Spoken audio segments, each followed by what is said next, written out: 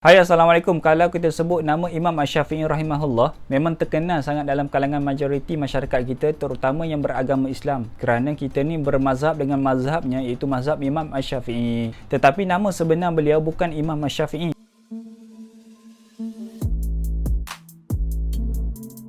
Nama sebenar beliau adalah Muhammad bin Idris bin Abbas bin Osman bin Syafi'i sampailah akhir, dan nasab keturunan Imam Syafi'i ini bersambung ataupun bertemu dengan nasab keturunan Nabi Muhammad sallallahu alaihi wasallam. Dan Imam Asy-Syafi'i ini dilahirkan pada tahun 150 Hijrah di sebuah tempat yang bernama Gaza di Palestin. Tapi Imam Asy-Syafi'i ini dan ibu dan ayahnya bukan orang Palestin, tapi mereka ni daripada bangsa Quraisy di Mekah. Oleh kerana ibu dan ayahnya berpindah daripada kota Mekah ke Palestin, itu disebabkan Imam Syafi'i ini dilahirkan di Palestin. Jadi selepas Imam Syafi'i ini dilahirkan dan membesar, maka ibunya membawa Imam Syafi'i ini berpindah balik ke tanah air mereka, itu di kota Mekah. Kalau kita tahu di kota Mekah ni banyak sangat kabilah-kabilah, banyak sangat bani-bani, dan kebanyakan daripada mereka ni sangat fasih, sangat mahir dalam berbahasa Arab. Dan disitulah Imam Syafi'i ini mengambil kesempatan untuk menghafal ribuan syair daripada kabilah-kabilah berkenaan. Dan sehinggalah Imam Syafi'i dapat menguasai ilmu bahasa sangat-sangat baik, sehingga Imam Syafi'i ini menjadi tempat rujuk ilmuwan pada ketika itu sekiranya ada masalah. Jadi Imam Syafi'i ini bukan tempat rujuk fiqh saja, dalam sudut bahasa pun tempat rujukan juga. Jadi di kota Mekah itulah Imam Syafi'i ini mengambil kesempatan juga belajar dengan seorang mufti Mekah pada masa itu untuk menguasai dalam bidang fiqh. Sehingga gurunya sendiri pada usia 15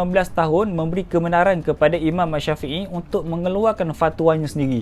Kalau ada permasalahan, maka gurunya memberi kebenaran kepada Imam Syafi'i untuk menjelaskan, untuk mengeluarkan pandangan dia sendiri. Lalu bila selesai sahaja pengajian di kota Mekah, maka Imam Syafi'i ini meneruskan perjalanan dia ke kota Madinah. Kerana gubernur Mekah pada ketika itu menghantar satu surat kepada Imam Malik yang pengasas kepada mazhab Imam Malik. Jadi bila sahaja sampai Imam Syafi'i di rumah Imam Malik, kita kena tahu usia Imam Malik dengan usia Imam Syafi'i sangat-sangat jauh. Kerana Imam Syafi'i ini dilahirkan pada tahun 150 Hijrah. Imam Malik ni dilahirkan pada tahun 93 Hijrah. Kalau kita tengok tolak tambah sekitar 50 tahun lebih kurang lah beza di antara umur Imam Syafi'i dan Imam Malik. Jadi bila sahaja sampai Imam Syafi'i di rumah Imam Malik, maka kata Imam Malik, esok aku akan suruh anak murid kanan aku untuk mengajar kamu kitab karangan aku sendiri, itu Al-Muwatta. Jadi secara ringkasnya saya cerita, jawab Imam Syafi'i, aku sudah menghafal kitab Muwatta karanganmu sendiri. Jadi disitulah titik tolaknya Imam Malik ni mengajar Imam Syafi'i secara langsung. Dan selesai sahaja pengajian Imam Syafi'i di kota Madinah, maka Imam Syafi'i ini meneruskan perjalanan ke kota Baghdad dengan belajar dengan anak murid kepada Imam Abu Hanifah. Kerana Imam Syafi'i ini tak sempat bertemu dengan Imam Abu Hanifah, kerana pada hari kelahiran Imam Syafi'i itu, pada hari yang sama jugalah wafatnya Imam Abu Hanifah, dikatakan wafat kerana keracunan. Jadi Imam Syafi'i ini di antara ulama, di antara ilmuwan yang sangat teliti setiap hukum yang dikeluarkan. Kerana ada satu kisah yang sangat-sangat terkenal dalam kalangan kita. Suatu hari ketika mana Imam Syafi'i ini sedang menaiki seekor unta, Imam Syafi'i ditahan oleh beberapa orang pemuda. Kerana pemuda itu nak tanya soalan kepada Imam Syafi'i, iaitu berapakah kaki unta yang sedang kau naik. Lalu bila Imam Syafi'i ini mendengar soalan itu, Imam Syafi'i turun daripada unta dan mengira satu persatu kaki unta tersebut. Maka Imam Syafi'i barulah menjawab ada 4 kaki unta ni. Maka pemuda tadi terkejutlah, bertanya, kenapa kamu Imam sampai nak turun daripada unta dan mengira satu persatu kaki unta tersebut? Maka jawab Imam Syafi'i, semasa aku sedang naik unta tadi dan bila mana aku nak naik unta, aku tidak pasti berapakah kaki unta tersebut. Boleh jadi kaki unta ni ada 3 dan satu kaki itu patah. Boleh jadi kaki unta ni ada 3 kaki, boleh jadi satu kaki itu dah putus. Maka itulah disebabkan aku turun daripada unta ini untuk memastikan jawapan aku tu betul atau tak.